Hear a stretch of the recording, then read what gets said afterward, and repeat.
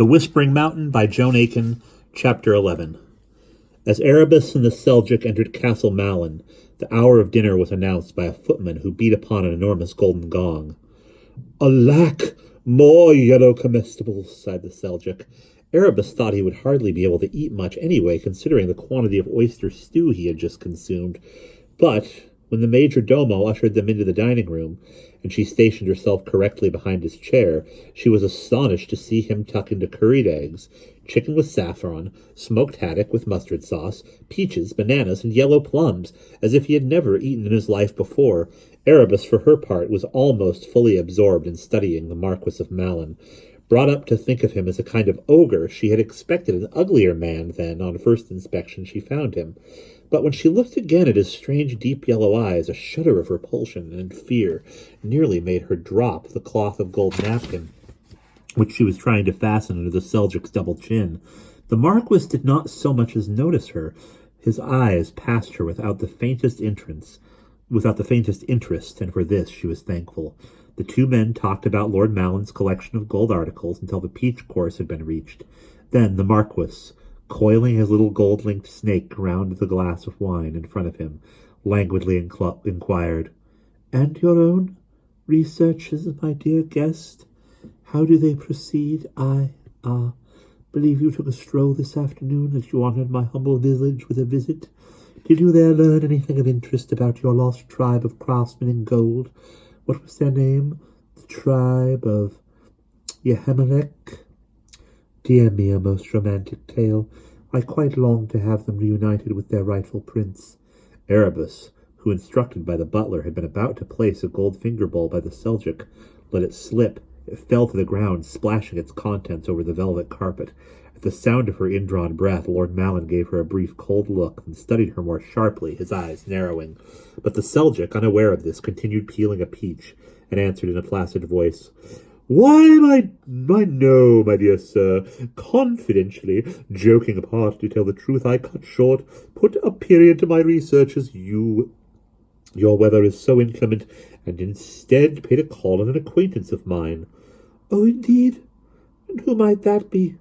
I was not aware that you had any acquaintance in these parts, apart, of course, from that charming brother Ianto," Lord Malin said suavely, still studying Erebus in a manner that was beginning to make her very uneasy, as if her appearance stirred some recollection in him. "Oh, a most talented, estimable person, a travelling poet, bard, versifier by name, Tom Dando," the Seljuk said enthusiastically. Lord Malin stared, but still kept his eyes on Erebus. "This agreeable troubadour, besides reading many of his excellent works, has been telling me some local lore of Nant Agadao, which, perchance, I appear to have missed, let slip, turned a deaf ear to when I was in the vicinity. I can tell you it is not like me to be caught napping, but Mr. Dando informs me there is a tradition that small dark persons, known as furniskies, were once wont to roam these parts by night. Now, do not these sound like my lost Phoenicians?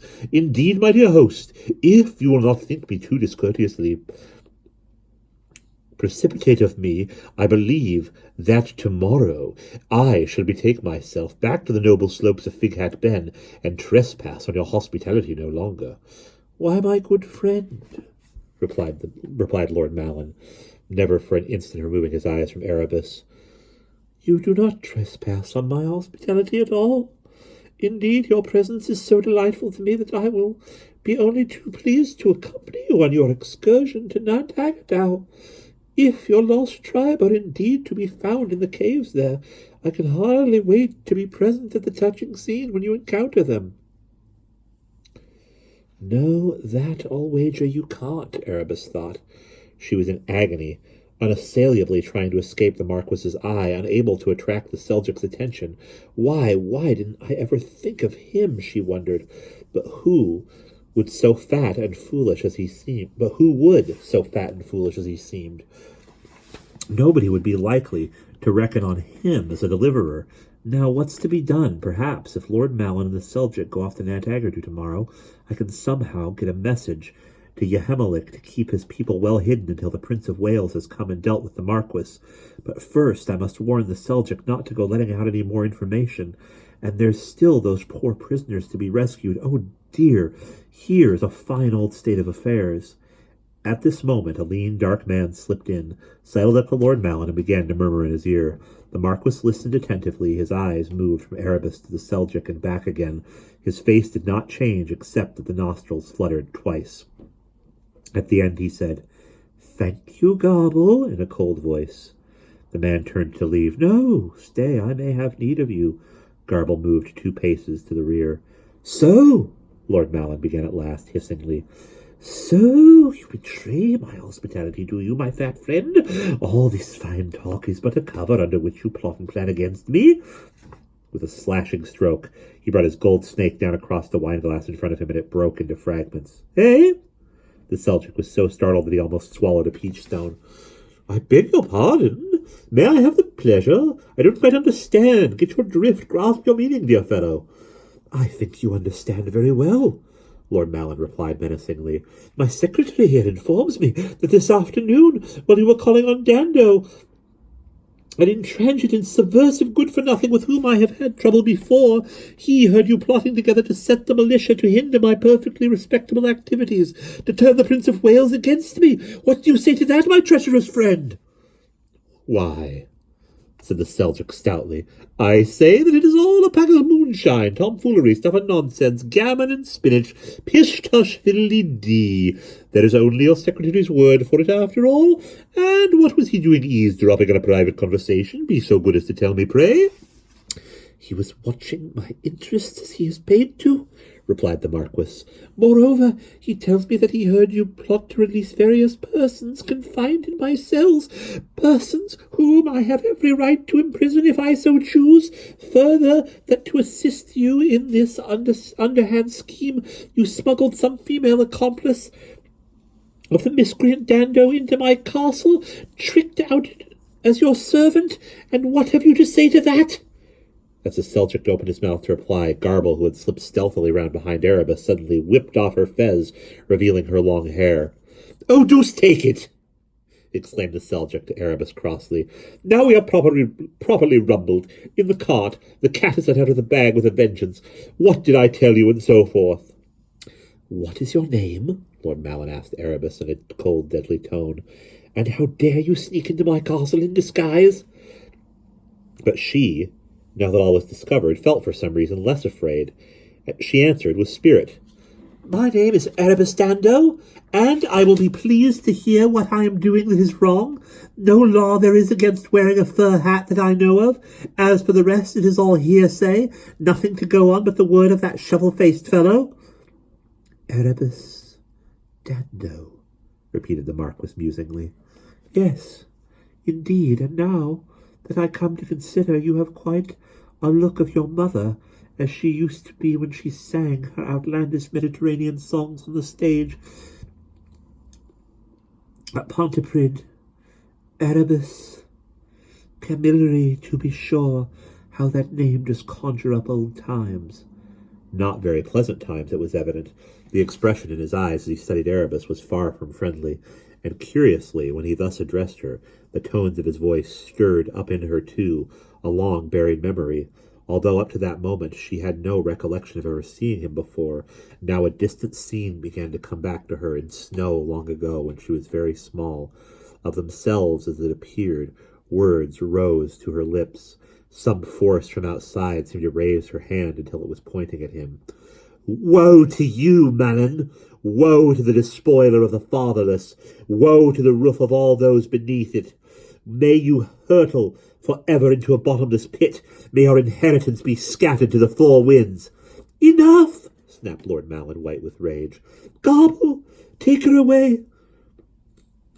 Put her in the bottom dungeon with that mealy-mouthed mumchance monk.